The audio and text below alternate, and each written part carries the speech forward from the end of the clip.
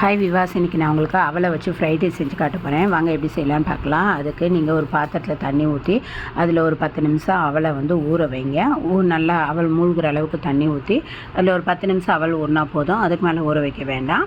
அது ஊறுறதுக்குள்ளே இங்கே நீங்கள் கடாயில் எண்ணெய் ஊற்றிக்கோங்க. ஊற்றி அதில் கொஞ்சம் கடுகு போட்டுக்கோங்க. போட்டுட்டு அதுலேயே கொஞ்சம் உளுத்தம்பருப்பு போட்டுக்கோங்க. போட்டு கருவேப்பிலையும் போட்டுக்கோங்க. போட்டுட்டு அது கூடவே கடலை பருப்பும் சேர்த்து போட்டுக்கோங்க. போட்டு அதை நல்லா ப்ரௌனாக வருங்க. அதெல்லாம் நல்லா வறுபட்ட உடனே அதில் காரத்துக்கு ஒரு 2 காஞ்ச மிளகா போட்டுக்கோங்க. போட்டுட்டு அதில் வெங்காயத்தை நீளமாக நறுக்கி போட்டுக்கோங்க. போட்டு அதையும் நல்லா வதக்குங்க. அது வதங்கிட்டு இருக்கும்போதே அது கூடவே பீன்ஸு, கேரட்டு, பட்டர் பீன்ஸு எல்லாத்தையும் போட்டு அதையும் நல்லா வதக்கிட்டு அதில் தேவையான அளவுக்கு அது வேகிற அளவுக்கு உருளவு நல்லா மூழ்கிற அளவுக்கு தண்ணி ஊற்றிக்கோங்க. ஊற்றிட்டு அதில் மஞ்சப்பொடி போட்டுக்கோங்க.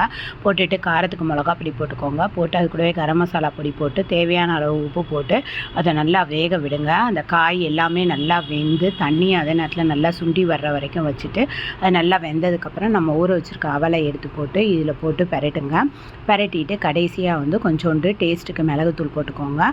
போட்டு அதையும் நல்லா கிண்டிட்டு கொத்தமல்லி தலை தூவி இறக்கிட்டிங்கன்னா இந்த டிஷ் ரெடி ஆகிடுங்க.